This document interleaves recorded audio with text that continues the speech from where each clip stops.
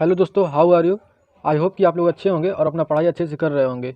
कल मैंने RCC drawing का सिलेबस डिस्कशन कर लिया था, तो आज मैं उसका शुरुआत करने जा रहा हूँ। तो आज मैं पढ़ाऊँगा आप लोग को लैप जॉइंट, जो आरसीसी के जो पहला टॉपिक है वो लैप जॉइंट ही है हम लोग का। तो ये जानना हम लोग को बहुत ज़रूरी है, क्योंकि कहीं भी जब मैं इसके बाद कोई भी ड्राइंग कराऊँगा ना, ये आरसीसी ड्राइंग में, तो जब भी मैं लैप जॉइंट बताऊँगा, तो ये अगर आप लोग को पता रहेगा तो ही आप लोग समझ पाएंगे कि लैप जॉइंट क्या है और वो कितने डाया के लिए दिया जाता है। तो ये सब समझना बहुत ज़्यादा ज़रूरी है। तो ये हम लोग के सिविल इंजीनियरिंग का ये सिलेबस है, सिविल इंजीनियरिंग। तो आज हम लोग इसी को पढ़ेंगे। तो लैप जॉइंट जो है वो तीन तरह का होता है। और पहला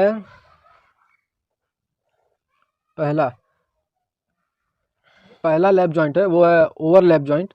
तो ओवरलैप जॉइंट में क्या होता है कि जब कोई, जैसे कि छड़ ख़त्म हो जाता है जहाँ पे, वहाँ पे जब छड़ को हम लोग को जोड़ना पड़ता है किसी भी संरचना को बनाते हुए समय, तो ओवरलैप जॉइंट में क्या करते हैं कि दो छड़ों को एक दूसरे के ऊपर चढ़ा देते हैं और चढ़ाकर उसको बाइंडिंग वायर से लपेट देते हैं। और ये सबसे आसान तरीका होता है, लेकिन यही है कि इसको जो है, इसकी एक 36 mm का अगर डाया है, उससे उतने तक ही इसका प्रयोग कर सकते हैं। अगर उससे ज़्यादा छड़ का जो डाया है वो अगर इससे ज़्यादा हो जाएगा, तो उसमें हम ये अगर विधि प्रयोग करेंगे लैप जॉइंट का, तो ये उतना सफल नहीं होगा, क्योंकि बहुत ज़्यादा डाया हो जाएगा तो उसके वायर से बांधे रहेंगे तो कितना ज़्यादा रोकेगा, वो नहीं रोक पाएगा। ओवरलैप जॉइंट में देखिए, ये एक छड़ ऐसे गया है,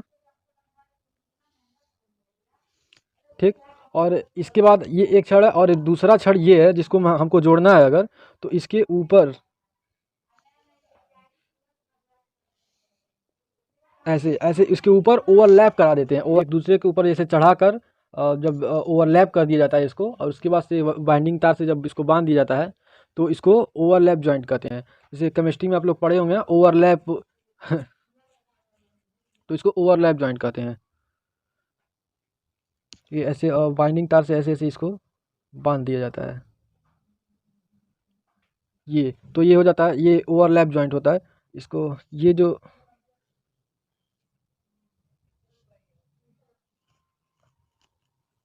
ओवरलैपिंग करते हैं, जो वो जो डिस्टेंस होता है उसका वो होता है 40D टू 45D, ठीक है। इसका जो डाया है छड़ का, उस छड़ की डाया को 40 या 45 से गुणा करके जितना आएगा उतना ही हम ओवरलैपिंग करते हैं, ठीक है। उतना से अगर कम करेंगे तो वो रिजल्ट अच्छा नहीं होगा उसका।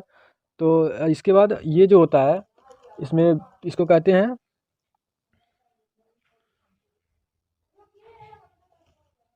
ओवरलैप जॉइंट, ठीक। ये आपका हो जाएगा ये binding wire,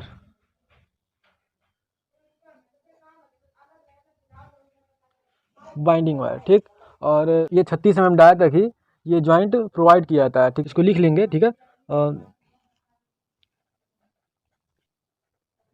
joint 36 mm dia की डाया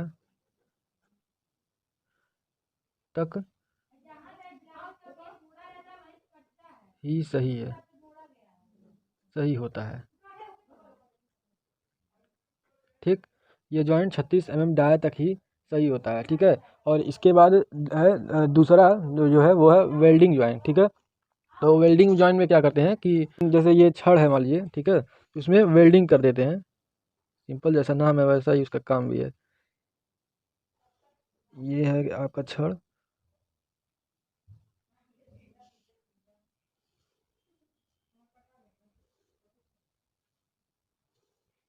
ठीक। ये छड़ हो गया आपका। तो ये जो यहाँ पे ये मान लीजिए दोनों छड़ है, ठीक। दो छड़ है और यहाँ से आपको यहाँ पे आप लोग को जोड़ना है, ठीक है। तो यहाँ पे वेल्डिंग कर देते हैं,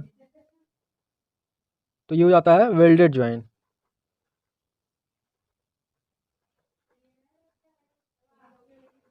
ये हो जाएगा वेल्डिंग जॉइंट। और तीसरा जो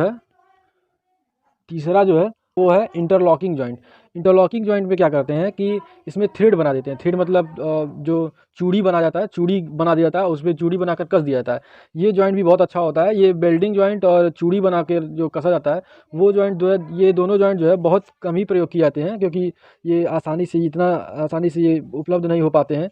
लेकिन जो ओवरलैप जॉइंट है वो बहुत आसानी से उपलब्ध हो जाते हैं, इसलिए इसका प्रयोग ज़्यादा किया जाता है। ठीक है, तो ये मान लीजिए एक छड़ है। ठीक है, मैं आप लोग को इंटरलॉकिंग जॉइंट बना कर दिखा देता हूँ। ये मान लीजिए एक छड़ हो गया, ठीक। और उसके बाद इसको एक ऐसे करके इसमें ऐसे बना दिया जाता है। उसके बाद इस इधर ऐसे, मतलब इधर इसके घुसने भर का इसमें जगह बना देते हैं। उसके बाद इसमें जो है चूड़ी लगा देते हैं अंदर, और उसके बाद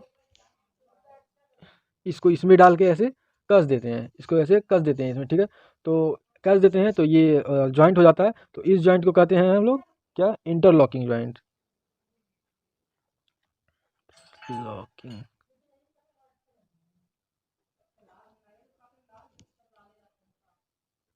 जॉइंट, ठीक, इंटरलॉकिंग जॉइंट।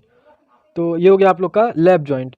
तो और एक चीज़ मैं आप लोग को और बता दी कि जो मार्केट में जो छड़ अवेलेबल है, चाहे वो किसी भी डाया का हो, डाया छड़ का अलग अलग होता है, लेकिन जो लेंथ होता है वो लेंथ हमेशा 12 मीटर का होता है। तो यहाँ पे नोट करके लिख लीजिए आप लोग। ठीक है, ये मत भूलिएगा हमेशा, ये भी काम भी आएगा जो आगे हम ड्राइंग पढ़ाएंगे। नोट करके length of steel bar 12 metre. ठीक है, और नोट करके यहाँ पे। ठीक है, तो कोई भी मार्केट में जो भी अवेलेबल है छड़, वो 12 मीटर का होता है, चाहे उसका डाया कुछ भी हो। ठीक है, तो चलिए अब मिलते हैं अगले लेक्चर में। तो तब तक के लिए बाय बाय, टेक केयर।